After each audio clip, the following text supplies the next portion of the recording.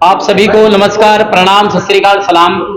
मैं आपका सलीम सुलखनी, जो कि आप लोगों के साथ लंबे समय से हर संघर्ष में साथ रहे हैं।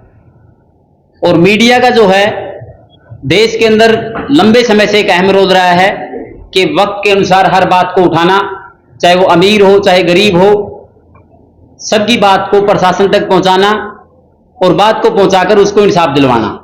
आज हमारा माध्यम हरियाणा के अंदर हम 25 कैंडिडेटों को चुनाव मैदान के अंदर उतारेंगे और ये शायद पहली बार इतिहास में होगा कि 25 कैंडिडेट एक मंच के ऊपर आके निर्दलीय के तौर पर और हरियाणा कांग्रेस पार्टी जो चुनाव आयोग के अंदर अंडर प्रोसेस है वहां पर उसके नीचे बैनर के नीचे आके काम करेंगे और अपना चुनाव लड़ेंगे,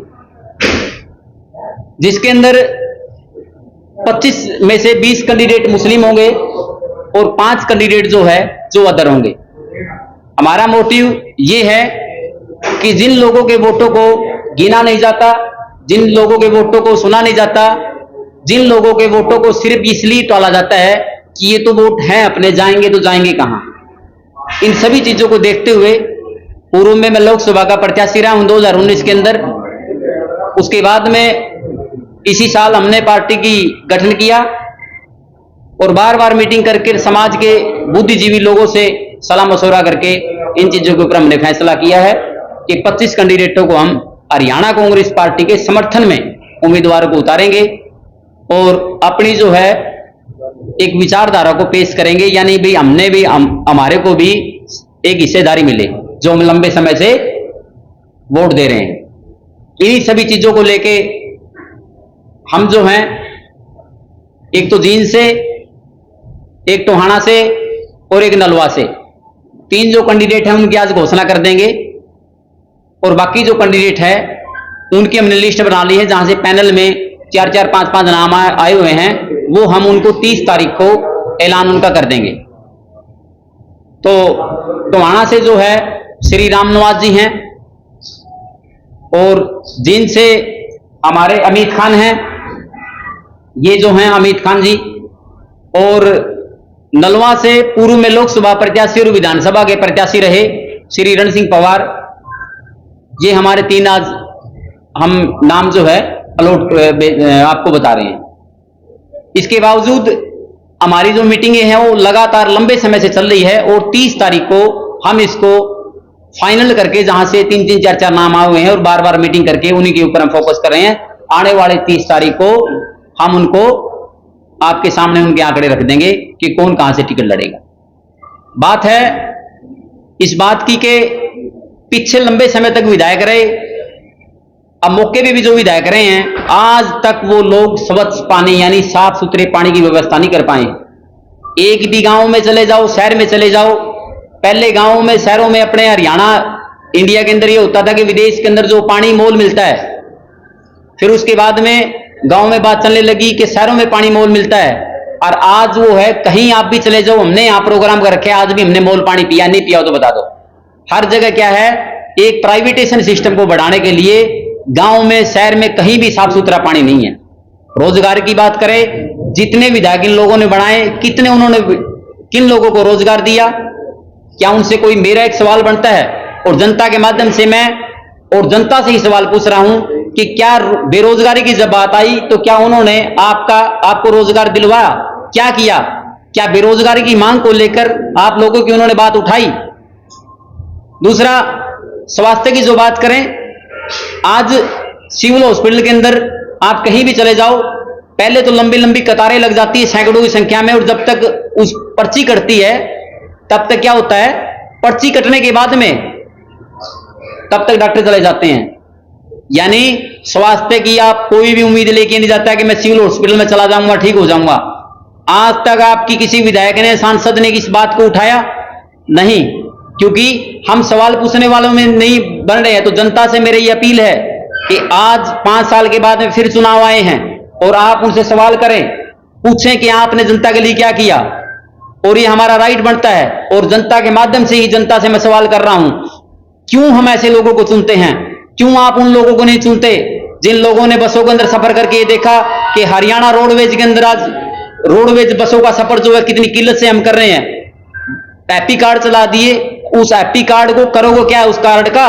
बस ही नहीं है, चला कहां चलाओगे? वो एटीएम की तरह तो यूज होगा नहीं, उसमें कुछ निकल जाएंगे। उसका नाम का है, सिर्फ सरकार जो है एड के ऊपर अपना ध्यान दिया हुआ है और कुछ नहीं है। जनता ने इन चीजों के ऊपर फोकस करके एक ऐसे गरीब आदमी को, एक मजबूत आदमी को उतारना चाहिए जो सब चीजों से गया, मतलब हर चीजों से जो वाकिफ हो। उसको पता होना चाहिए कि हम कहां पर और क्या कर सकते हैं। जो उन मजबूरियों को समझता हो, उन चीजों को देखता हो, जिसको उन चीजों की जानकारी हो, जो लंबी लंबी राशन की लाइन में लगकर जिसको पता हो कि कैसे राशन मिलता है, जिसको लंबी लंबी कतारों में बेरोजगारी का आलम देखा हो, जो अपने डॉक्यूमेंट्स हाथ में लेकर शहर की गलियों में घुमा हो, जिसको ये पता हो कि बेरोजगारी क्या होती है, स्वास्थ्य के लिए जो लंबी लाइनें में बैठा हो, उसको पता होना चाहिए कि वो कैसे उस स्वास्थ्य की जो लाइनें हैं वो लोग दर्द समझते हैं। और जब तक हम उन लोगों को जब विधानसभा में, लोकसभा में नहीं भेजेंगे, तब तक व्यवस्था नहीं बदलेगी। हम क्या कर रहे हैं, बार बार उन्हीं लोगों में से या उनमें से बदलकर उन पूंजीपतियों से जिनके अच्छे जुगाड़ हैं, जिनकी गाड़ियां चल रही हैं, जो माहौल बना रहे हैं कि इसका तो बड़ा अच्छा काम चल रहा है भाई, ये तो इसके पास तो गाड़ियां भी है, इसने तो 50 गाड़ियां रैली में लगा दी, इतने बैनर लग रहे हैं। आप लोग उनको ना देखो, आप लोग ये देखो, एक जब तक गरीब आदमी को जब तक आप मैदान में के अंदर नहीं लेके आएंगे, तब तक कोई उसका फायदा नहीं होगा, क्योंकि वो उन चीजों को समझता है। वो जो मजबूरी है, वो जो उस पानी की किल्लत है, बेरोजगारी है, स्वास्थ्य है, बीमारी है, उन सारी चीजों से वो वाकिफ है, वो समझता है कि कहां पर क्या होगा। तो मैं मीडिया के माध्यम से, आप अपने हिसार के अलावा भी पूरे आसपास के एरिए से और हरियाणा के लगभग चैनल से आप मेरे साथी आए हुए हैं, मैं आपके माध्यम से यही कहना चाहता हूं जनता से। और एक मेरा सवाल बनता है, ये जनता से मेरा सवाल भी बनता है कि मैं इसलिए सवाल ले रहा हूं कि क्यों हम ऐसे लोगों को भेजते हैं जो एक भी व्यवस्था को नहीं बदल सके। इतने सालों में गांव की छोड़ो, आप शहरों के अंदर 5 आंगल 2 आंगल बारिश हो जाती है, शिविर रुक जाते हैं, जैसे बाढ़ आ गई। क्यों नहीं ऐसी व्यवस्था को बदलते? एक चीज जो है, आने वाले टाइम में जो बीजेपी सरकार जब 2014 के अंदर आई, 10 साल तक उसने राज किया, क्या बदला उसने? एक चीज बताएं कि ये चीज बदली है? कुछ व्यवस्था, कोई कुछ भी चीज बदलने को नहीं रही। उसके बाद में पीछे कांग्रेस की सरकार रही, कांग्रेस ने तो हमेशा ही वो आ गया, वो उसका बाबू बन गया, उसका बेटा बन गया, हमेशा की तरह एक अलग तरीके की राजनीति करी है। और कांग्रेस की वजह से जो बीजेपी सरकार उसका फायदा उठा रही है, जिसकी पूरी की पूरी जो है इंडियन नेशनल कांग्रेस उसकी जिम्मेवार है, जिसने एक लोगों के साथ, लोगों ने विश्वास था कि गरीब मजदूरों की बात सुनती है, लेकिन ये हमारे वहम था। जब ग्राउंड लेवल पर हमने इन चीजों को देखा तो वो तो बीजेपी से भी बढ़कर है। बीजेपी ने तो हमारे को एक खास करके कि मैं मुस्लिम कम्युनिटी से आता हूं, मुस्लिम समाज से आता हूं, उन लोगों ने जिस तरीके से व्यवहार किया है वो आप उसके लिए अच्छे तरीके से जानते हैं। धर्म की राजनीति वो करते हैं, लेकिन कमी कांग्रेस ने भी नहीं छोड़ी है। हमारे नाम की कोई भी ऐसी पार्टी सही नहीं है जिसने लोगों की व्यवस्था बदलने के लिए कुछ काम ना किया हो। एक विधायक है, क्यों नहीं हो गांव में रहता, क्यों नहीं अपने शहर में रहता है, क्यों चंडीगढ़ रहता है, मिलने के लिए चले जाओ, 4-4 5-5 दिन, एक हफ्ता तक उनको टाइम नहीं मिलता। क्यों नहीं देते वो टाइम? जनता ने उनको बनाया था। मैं जनता से इसलिए सवाल पूछ रहा हूं कि आप लोग उनसे सवाल पूछो, मैं आपके माध्यम से पूछ रहा हूं कि आप लोग उनसे सवाल पूछो कि क्यों आप हमारे को नहीं मिलते, क्यों हमारा काम नहीं किया। और जो पूंजीपतियों के चक्कर में अगर ये पड़े रहे, माहौल बनाने के चक्कर में रहेंगे, तो कहीं ना कहीं हम हमारे हरियाणा के जो विकास, जो नंबर 1 हरियाणा हम बनाना चाहते हैं, कहीं ना कहीं उसको नीचे लाने का जो काम कर रहे हैं। तो रामनिवास जी हैं टोहाना से जी, सभी साथियों को नमस्कार। दो घोषणा की है प्रत्याशियों जी सर। आपने बताया कि कितने पार्टी के जो कैंडिडेट, मुस्लिम कैंडिडेट कितने आप? 20 कैंडिडेट होंगे सर, 25 में से। आप इनसे क्या बीजेपी की बी पार्टी बनकर काम करें? हरियाणा में कांग्रेस पार्टी का जनाधार बढ़ रहा है, लग रहा है, क्या आप कहीं ना कहीं को साठगांठ नहीं, हरियाणा के ओबीसी तो नहीं बनना चाहते आप? देखिए, हरियाणा का ओवैसी ना तो मैं बनना चाहता हूं, ना ओवैसी भी बी पार्टी है। रियलिटी भी ये है और हकीकत भी ये है कि जब भी कोई भी आदमी मैदान के अंदर आता है और किसी की आवाज बढ़ता है, तो उसके ऊपर ये लालसा, ये इल्जाम लगते हैं। आज भी मेरे घर में वही छत है जो 40 साल पहले थी, और आज भी मैं वही रहता हूं जहां पहले था। ऐसी कुछ नहीं है। हमारा 20 कैंडिडेट उठाने का मतलब ये नहीं कि हम वोट खराब कर रहे हैं। हम अपने समाज के वोटों को एकजुट करके और उसके आगे जो वोटर है उनको लेकर हम विधानसभा तक पहुंचने का काम आपके करेंगे। समाज के वोट नहीं कितने, बरवाला में कितने हैं, अतुलपुर में कितने हैं, उचाना में कितने वोट हैं? 1500 वोटर की गिनती होती है। 1500 वोटों की गिनती इसलिए होती है कि देखो कुछ लोग अनपढ़ जो लोग होते हैं ना, उन लोगों का कुछ दायरा नहीं होता। आपको बताऊं बरवाड़ा हल्के में हमारे 5000 से प्लस वोट हैं। रही आदमपुर की बात, आदमपुर में हमारे 4100 के लगभग वोट हैं। रही बात आपने उचाना का नाम लिया जहां 15,000 वोटों से प्लस वोट हैं। उसका कारण ये है, आपको बता दूं, अलग अलग सभी कास्टों में सभी धर्मों के अंदर एक कास्ट जो है, जाति जो है बनी हुई है, जाति जो बनी हुई है, जिसमें हमारे कुमार मुसलमान भी है, धोबी भी हैं, मनियार भी हैं, लोहार भी है, अपने मिरासी भी हैं, अलग अलग कैटेगरी के हैं। तो क्या हरियाणा को धर्म की राजनीति की तरफ नहीं लेके जा रहे आप ऐसे? कुछ नहीं लेके जा रहा, हम ये कह रहे हैं कि हमारा कुछ हुआ नहीं है। आपने चलो सवाल पूछ लिया, क्या करें हम उस चीज का, राजनीति का, और कोई मेरे से कोई इस बात का अगर कोई जवाब लेना चाहता है तो उसका जवाब ये है, आप अगर काफी एरिया में जाओगे तो उन गाँव में आज भी कब्रिस्तान नहीं है। उस गाँव में जिस गाँव के बसंते हैं वो, और बहुत से ऐसे गाँव हैं जिन गाँव के अंदर 4 दीवारी नहीं है कब्रिस्तान की। आप बताइए इससे ज्यादा और विकास क्या करेंगे? कांग्रेस ही नाम क्यों रखना पड़ा? पार्टी का नाम कुछ और भी रख सकते थे। कांग्रेस का ही आपने कॉपी किया। दूसरी बात, जितने वोट आप बताते हैं उतने वोटों में तो किसी एक विधानसभा से जमानत भी नहीं बच सकती। कुल मिला के लगता है कि वोट खराब होंगे। आपकी बात बिल्कुल जायज है। मैं आपके दोनों सवाल का अलग अलग मैं जवाब दे देता हूं। आपने पहला सवाल किया कि इतने वोटों से जमानत नहीं बचती।